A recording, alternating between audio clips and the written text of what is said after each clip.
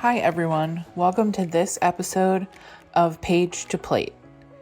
Thanks for joining me, and anyone that knows me knows that I love to travel and I love to collect cookbooks. Cookbooks have actually become my favorite travel souvenir, and I try to pick up a new one each place that I travel to. Recently, I had an idea that would put my cookbook collection to use. Each week, I try to choose a cookbook to find a new recipe from and cook that recipe just as it is written in the book and see how it compares to the dishes that I had on that trip. For this video, I'll be cooking 3 recipes out of the Jack Daniel's cookbook, which I actually bought on a trip to Nashville, Tennessee with my husband, Nate. Of course, the Jack Daniel's distillery is in Lynchburg, Tennessee, so we made the drive out there. And before we visited the distillery, we stopped at Miss Mary Bobo's restaurant. And that actually used to be a boarding house. And the Jack Daniel's family bought it decades ago and has been cooking up family dinners ever since.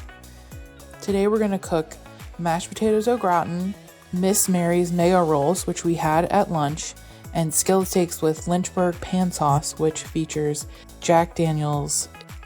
We're going to get started on the potatoes first because they actually get boiled first and then baked. They're a hybrid of mashed potatoes and potatoes au gratin. So first, I preheated the oven to 400 degrees and I greased a 2-quart glass baking dish. And then I got started on washing 4 pounds of russet potatoes. And then this recipe calls for the potatoes to be peeled. So that was my next step. And then I moved on to cutting the potatoes into 1.5-inch cubes. Not too small, not too large. You want a little bit of texture to this dish at the end. So try not to cut them into too small of dices because you want them to retain some of their shape. Once they're all cut up and back into the pan, you can fill it with cold water, just covering the potatoes. There's no need to fill it full. It'll just take longer to boil. I always use filtered water, but you can use tap water. That's fine too. So we want to get these started and on their way to boiling. Make sure you salt your water. I usually do a pinch or 2. You want to make sure you do that. Otherwise, you'll have to add a lot of salt in the end. While we're waiting on the potatoes to boil, I started prepping the other ingredients. We need a cup of milk, and this will actually be heated. I poured this into a small pot that I had waiting on the stove, and this will be heated up later. I didn't start it now because it will take a while to boil. Next up is 3 eggs, which I cracked into a bowl. The 3 eggs all get whisked really well.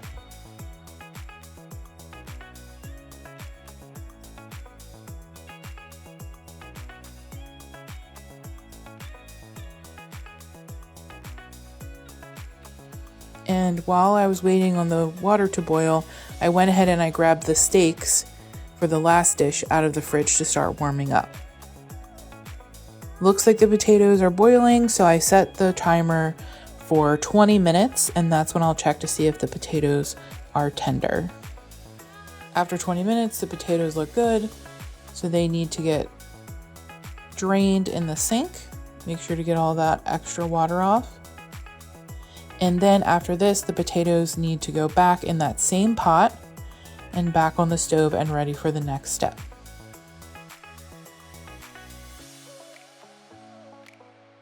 The next ingredient that gets added is 1 cup of sour cream. And that goes right into the pot with the potatoes that are waiting on the stove. If you haven't started heating up your milk, start that now. You want it to be lightly bubbling, not boiling. And then the warm milk also goes in with the potatoes on the stove. So that and the sour cream. Make sure you get all the sour cream in there. And then after the sour cream, it is a 1/4 cup of butter that I've cut into pats just to make sure that it melts and it goes a little faster that way. And then I used a hand masher to mash the potatoes until they're smooth. And you want to add another pinch or two of salt at this step. And then the 3 beaten eggs go in next. Mix the eggs in well until they're no longer bright yellow and the potato mixture is smooth. And then you want to sprinkle in 1.5 cups of shredded sharp cheddar cheese and save the rest of the cheese in the bag. You'll need that in a minute. Make sure the cheese is stirred in really well. Everything looks nice and smooth. If you have potato chunks, that's fine. And then that whole mixture goes into the 2-quart greased pan from before. I will say the 4 pounds of russet potatoes filled my pan right to the top, and I was a little nervous that they weren't all going to fit, but they did. I smoothed it out a little on the top, but like I said, feel free to leave any chunks in there. And then you want to cover the top with the remainder of the cheese that you had left in the bag. And I tried to get all the edges all covered. Then the potatoes go in the oven for 30 minutes and you want to check, and mine came out perfect. You want it nice and golden brown.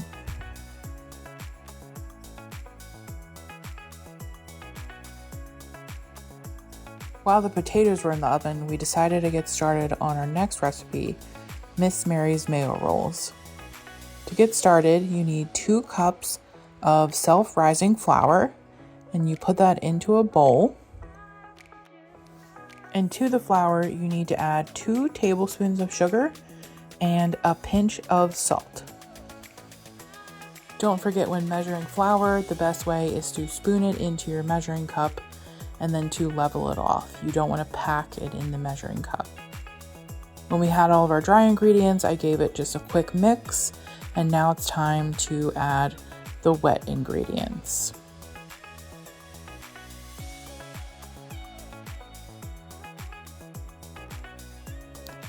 To the flour mixture, you add 1 cup of milk, your choice, and also 1/3 cup mayonnaise. That's what makes this recipe just a little unique and special.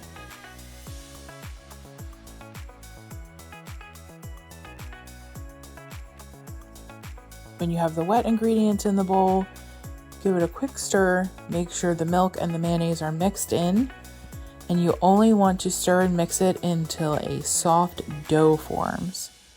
Try not to over mix it. You don't want it to get tough.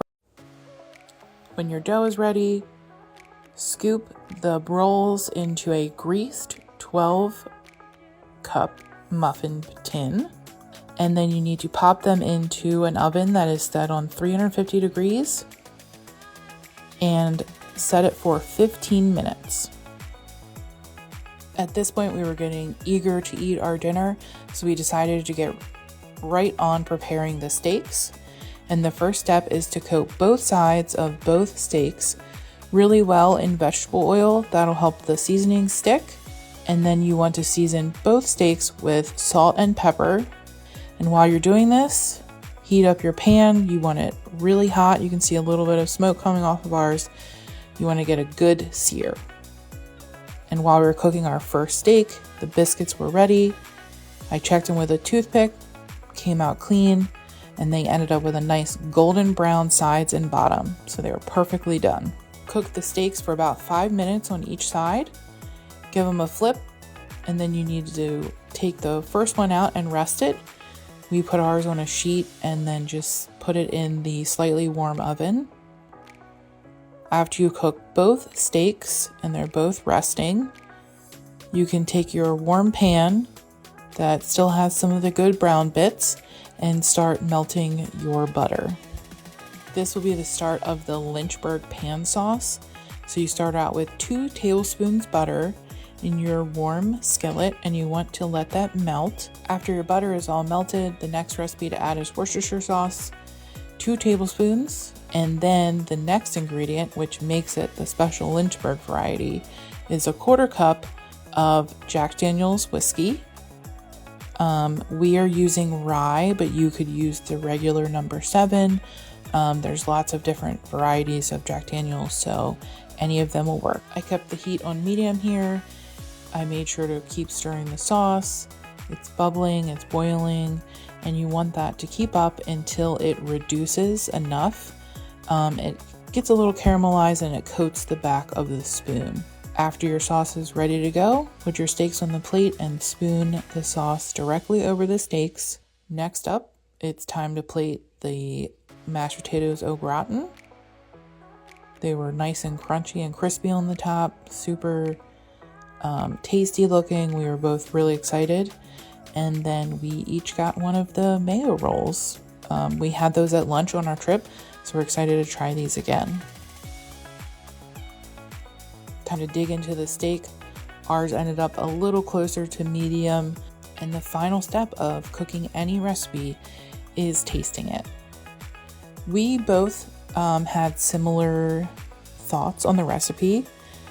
We felt that the potatoes, we could have added more salt than what the recipe called for and also added in pepper. It did not call for pepper, and we thought that was kind of strange. I just want to say cheers and bon appetit, and thank you for joining me on Page to Plate.